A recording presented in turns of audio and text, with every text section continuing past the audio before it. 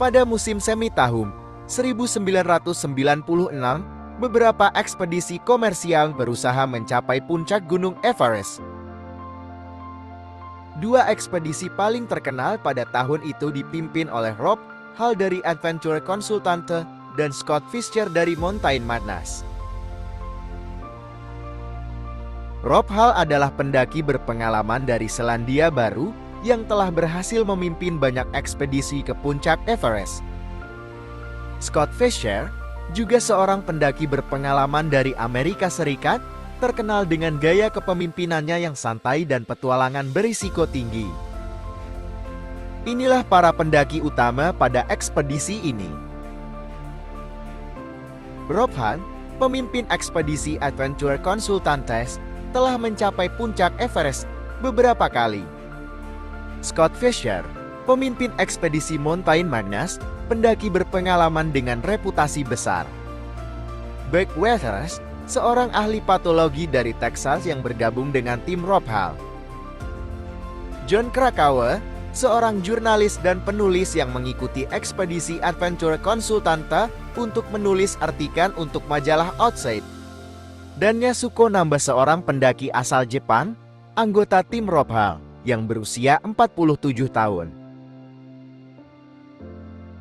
Pendaki telah menghabiskan beberapa minggu untuk menyesuaikan diri dengan ketinggian, melakukan perjalanan bolak-balik antara kamp dasar base camp dan kamp-kamp yang lebih tinggi.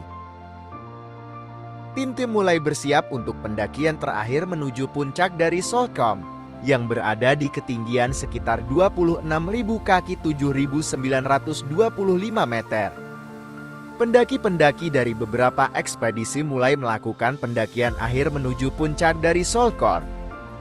Pendakian ini dimulai pada malam hari untuk memungkinkan mereka mencapai puncak dan kembali ke kamp sebelum cuaca memburuk. Namun, berbagai masalah mulai muncul, termasuk keterlambatan dan antrean panjang di Hillary Step, sebuah bagian sempit dan sulit sebelum mencapai puncak.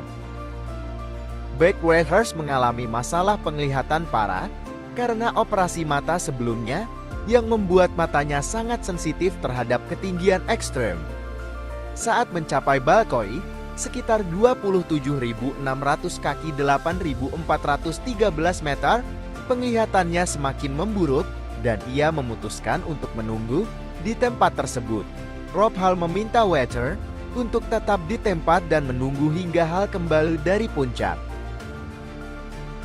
Pada siang hari, badai salju hebat melanda Everest, menyebabkan visibilitas sangat rendah, suhu yang ekstrem, dan angin kencang. Banyak pendaki, termasuk mereka yang berada di puncak, terperangkap dalam badai ini. Dalam kondisi yang sangat berbahaya ini, beberapa pendaki mengalami kelelahan dan hipotermia. Tim pendaki lainnya berusaha kembali ke kamp-kamp lebih rendah dalam kondisi cuaca yang semakin memburuk. Dalam badai yang semakin parah, Beck Weathers dan Yasuko Namba ditemukan dalam kondisi kritis di dekat Solcombe oleh tim penyelamat. Mereka berdua hampir tidak sadar dan mengalami radang dingin yang parah. Tim penyelamat, yang sudah kelelahan dan dalam kondisi kritis sendiri, menganggap mereka tidak akan bertahan hidup dan memutuskan untuk meninggalkan mereka demi menyelamatkan diri. Pada malam hari, Beck Weathers, yang berada dalam kondisi hampir mati, secara ajaib sadar kembali. Dengan kekuatan dan tekad yang luar biasa, ia merangkak kembali ke tenda di kamp 4.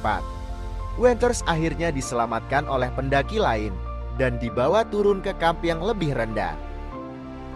Evakuasi Beck Weathers adalah salah satu misi penyelamatan helikopter paling berbahaya dalam sejarah pendakian Everest. Pilot helikopter harus terbang pada ketinggian yang sangat tinggi, di mana udara sangat tipis dan sulit untuk manuver. Meskipun sangat berisiko, Weathers berhasil dievakuasi dan dibawa ke rumah sakit. Namun, ia mengalami cedera serius, termasuk kehilangan hidung, tangan kanan, dan sebagian tangan kiri akibat radang dingin. Tragedi ini menyebabkan kematian 8 pendaki dalam waktu 2 hari.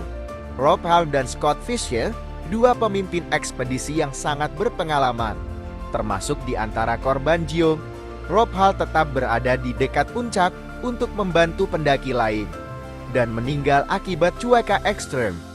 Scott Fischer juga terjebak di ketinggian ekstrem dan tidak dapat diselamatkan.